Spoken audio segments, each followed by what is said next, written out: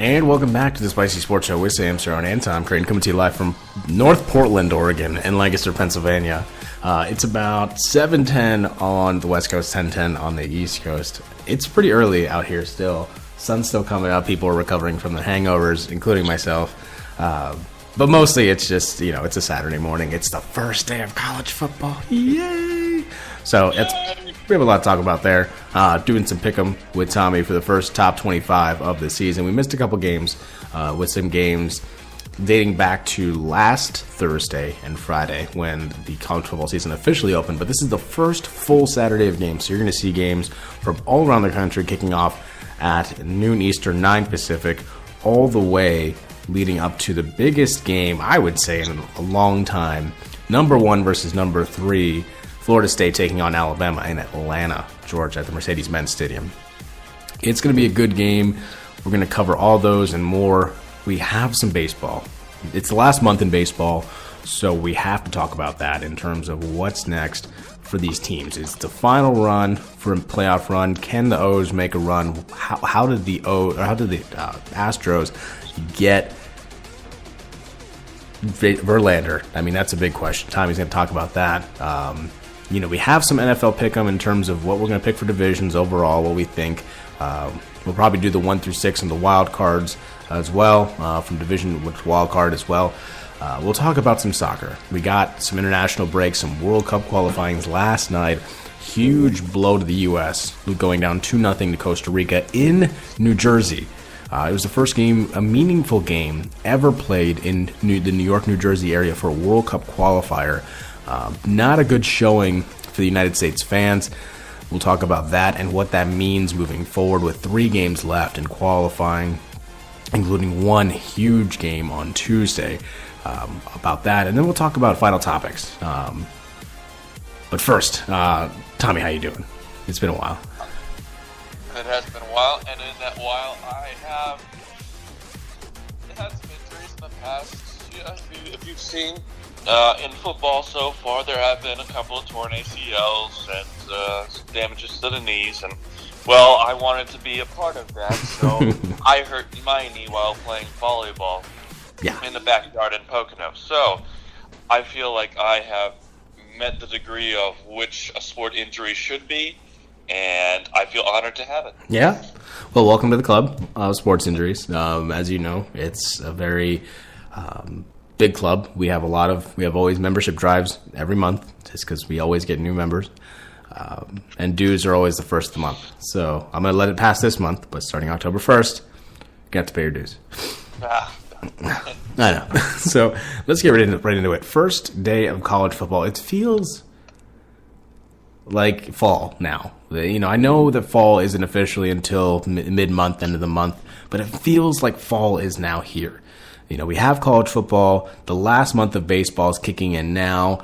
Football, the NFL, is going to kick off in 5 days. So it just has that feel now, which is great. The college football, in some respects, is more interesting than the NFL, just because in the NFL you kind of know who's going to win. You have the Patriots, you have the Packers, the Steelers. The Giants are going to be okay this year. The Cowboys will be interesting, and then you have some teams sprinkled in that may or may not make the playoffs. In college football, you do have similar powerhouses. I think Alabama's your Patriots right now, New England Patriots, where they are the dominant team in football.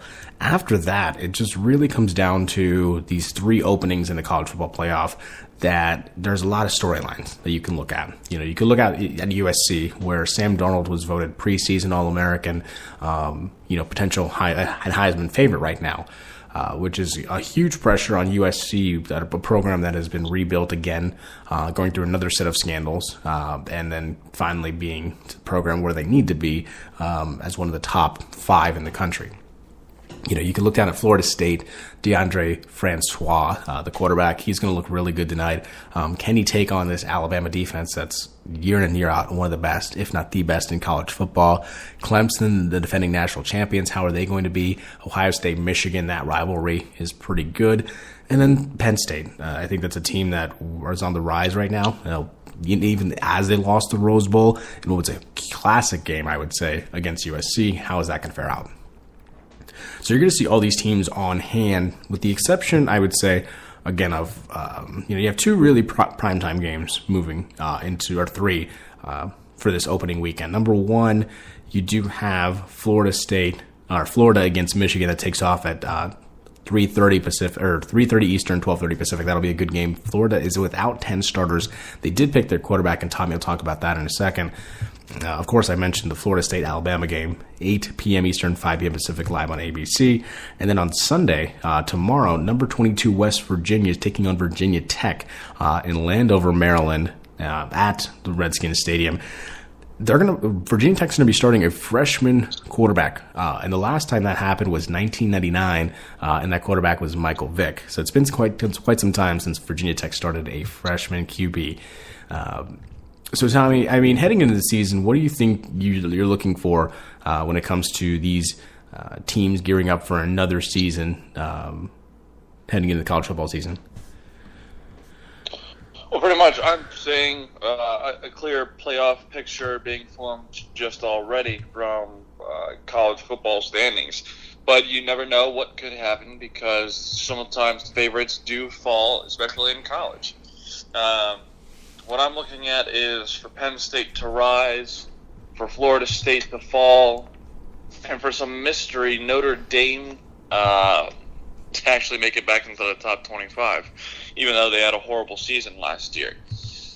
College football is pretty much a crapshoot. You roll the dice, and sometimes you come out on top, but the house usually wins. The favorites will probably win most of the football games, but you'll find those special nuggets where those underdogs will compete and win and have an effect across the college football rankings, so that even the playoffs get mixed up closer to the end. Right now, it's just beginning. We see big college teams versus the underdog teams right now, and usually they are blown out, but maybe we'll see Penn State versus Appalachian State game where Appalachian State actually did win. But for right now, favorites for the top four, or the top rankings right now: Alabama, Ohio State, Florida State, USC, and Clemson. Top five.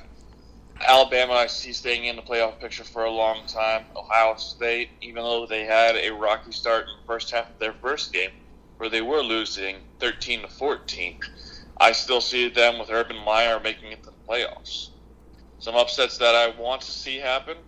I want to see Louisville with the potential Heisman winner. Their quarterback, I know you know their name. Lamar Jackson. I hope to see them in the top 10. Virginia Tech, I hope to see up in the top 10 as well. Other than that, what do you got? You know what? It's going to be an interesting early top, to the top five are programs that are historically good. That's for sure. You have Alabama at the top, who in the last couple of years has been phenomenal. Ohio State, under Urban Meyer, has lost maybe 5 games in the 4-year span. So that's pretty impressive on its own. Florida State now is starting to develop its quarterback, and their defense is always full of athletic players all around. So they're gonna that game against Alabama is going to be really good to watch. USC, as I mentioned, they have the quarterback, but do they have the weapons around him? A lot of his big weapons for Darnold last year are now in the NFL. So how are these young receivers or young running backs, how are they going to look moving forward? And speaking of young players, the defending national champion, Clemson Tigers, they lost their quarterback to that's horrible that I'm blanking on his name. Oh, my God, Deshaun Watson. Yeah, and then he's losing their top running back and top receiver to the NFL as well. How are they going to replace that moving forward? Penn State, who many believe should have been in the playoff after beating Ohio State, at Beaver Stadium last season. They returned Trace McSorley. They returned Saquon Barkley. That 1-2 combo might be the best duo in college football, quarterback and running back. How do they fare against Ohio State this year? Oklahoma, they have a 33-year-old head coach in Lincoln Riley who took over once Bob Stoops stepped down a couple months ago. How are they going to look on Baker Mayfield in his final year at Oklahoma? It seems like he's been there at Oklahoma for a long time, and he has. Washington looks pretty good. They won last night. It wasn't pretty, but Jake Browning, he looked all right. Wisconsin dominated Utah State last night, so their defense is going to look good. Alex Hornibrook put on 15 pounds in the offseason of muscle, so that's really good, and you can tell in his play. And Oklahoma State, a team in the top 10 who many don't give a lot of love for because they live in the shadow of Oklahoma. They have, I would say, the most explosive offense in the Big 12, which is saying a lot because that team, the Big 12 as a whole, just likes to run and gun. And their quarterback, Mason Rudolph, is a Heisman Trophy candidate. I think he's potentially my favorite to win it all, which is kind of crazy to think about that, but it looks good. I think one thing to talk about is the top 4 that you see there. I don't think they never stay that way.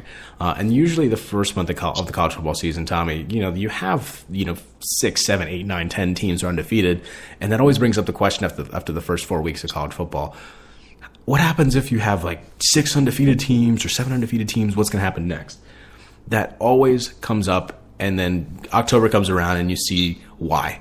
October is full of upsets. So even if you see all these teams undefeated the first month, don't worry, because it never ever stays that way, and historically it never stays that way.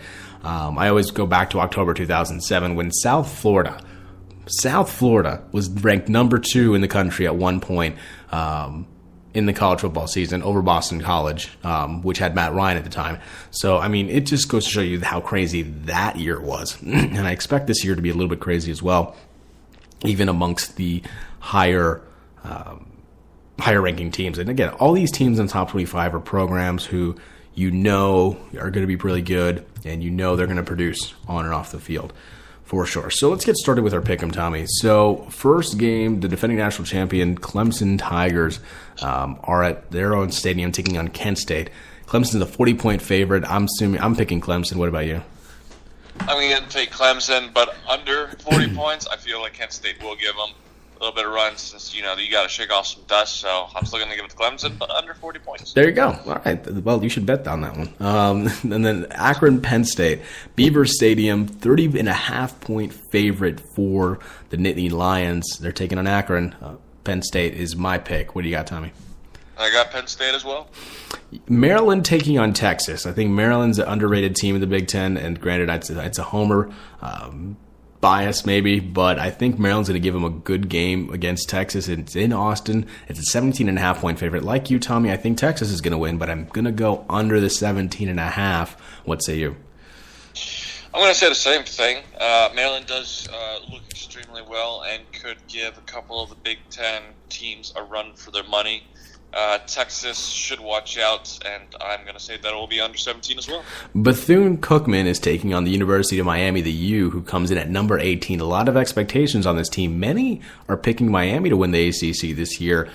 They look pretty good. There is no line, unfortunately, so we can't do a pick 'em on the line, but I'm picking Miami to win. What say you? Go U. There we go. UTEP taking on number 7 Oklahoma. It's a 43.5-point favorite in Norman. It's pretty easy for me. I'm going to pick Oklahoma. What about you? I'm going to pick Oklahoma as well. All right, here we go with the toss-up games. Number 11 Michigan against number 17 Florida at AT&T Stadium in Arlington. Michigan is a 5-point favorite. Remember, Florida is without 10 starters available for this game, without 10 players due to suspension. And then they did announce their starting quarterback, Tommy. Who is it? Felipe Franks, who is a redshirt freshman, first in a very long time. I think since Tebow. I would say so, and he won the starting job over Notre Dame transfer Malik Zaire, which was pretty shocking considering he was the early favorite heading in once he transferred from Notre Dame.